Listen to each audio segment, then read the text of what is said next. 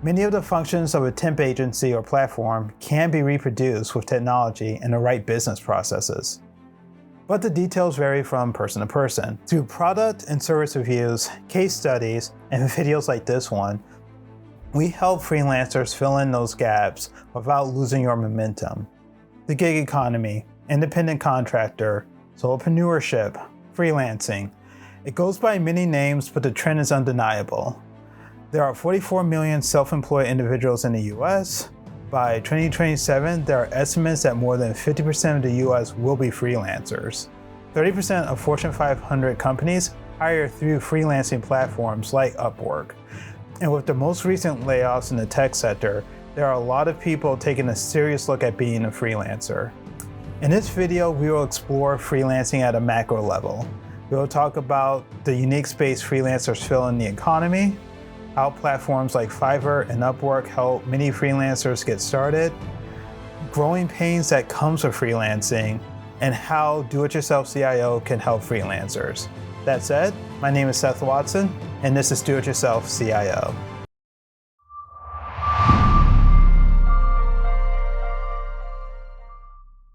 Welcome to Do-It-Yourself CIO, and thanks for joining us today. If you stay to the end, I'll tell you a few ways our channel can help take your business to the next level. But first, we will dive into the wonderful world of freelancing. Freelancing is a term to describe people who are self-employed. Whether they're using a platform, agency, or their own network, the common thread is that they are people that, by and large, use their skills to work directly with clients. Creative industries, for many, tend to be the best illustration for this style of work. There are many examples of small indie bands working directly with clubs trying to get a gig, or painters being commissioned by a city or a patron to paint a mural. But times have changed, and the opportunities freelancing unlocks has not only increased, but in some ways even surpassed other working styles. In corporate circles, freelancers, often called contractors, help fill in gaps in skill or capabilities that the company is unable to build up from scratch. It's common to outsource these needs to someone who can provide the skill reliably. Sometimes companies can find skilled individuals to work for them on a project basis. Others utilize firms that will send candidates their way. In the last few decades, platforms like Fiverr, Upwork, and others have grown to be a broker for freelancers and companies. In the US corporate culture, contractors and freelancers are basically synonymous. For this video, we will use the term freelancers just to keep things consistent. When companies look to outsource, they are balancing many factors, but often it comes down to risks and costs. Questions come up like, can I afford to bring someone up for this project? If I don't bring them at all, what's the risk of me losing the contract altogether? Do I have the infrastructure in place for the person to do the work?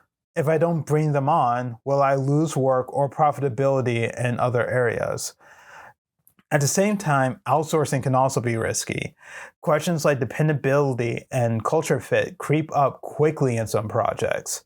If a company had to interview individuals for every temporary short-term project to assess their soft skills, that will add up to a lot of time and money wasted really quickly.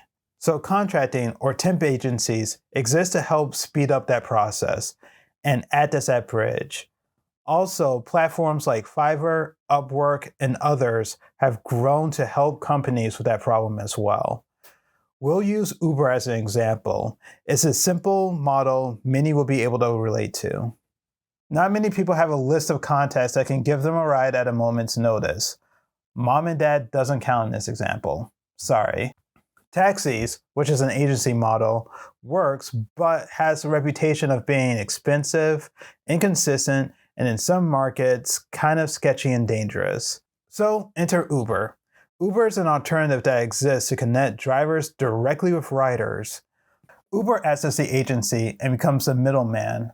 For customers, this model is in general cheaper and more convenient. It also lowers the barrier of entry for drivers. No more taxi licenses or other red tape. So many more people can be an Uber driver to earn money at their own pace. From a freelancer's point of view, this is great news. Freelancers don't have to worry too much about the overhead on finding a job. The agency or platform will do it for them. The only thing drivers have to worry about is getting people from point A to point B. Or put another way, it allows workers to focus on the work and not on the admin task. This solves many companies' issues as well. They pay the agency for finding people for them, and in turn, the agency pays the freelancer. Fees vary from agency and industry, but this is a general model. So for many, the story ends here.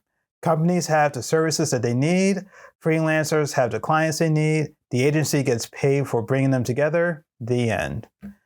However, there are times where companies utilize the service a bit more than they anticipated, but it's still outside of their core business, or other factors exist that prevents them from hiring them outright.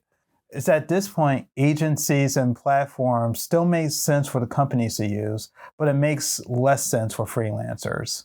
The company effectively wants to hire this person and is doing so through a middleman, but the middleman still wants their cut. Often, though, is at the expense of the freelancer. As an aside, Uber was in court a few years ago debating this very issue on whether or not Uber drivers were freelancers or employees. The matter was settled outside of court, so there wasn't a definitive legal answer. However, this gray area still exists and is worth keeping an eye on. That gray area puts freelancers effectively back in the employee world unawares. This is a big reason why freelancers, once they build up their reputation in the marketplace, often wants to leave an agency or platform and work on their own.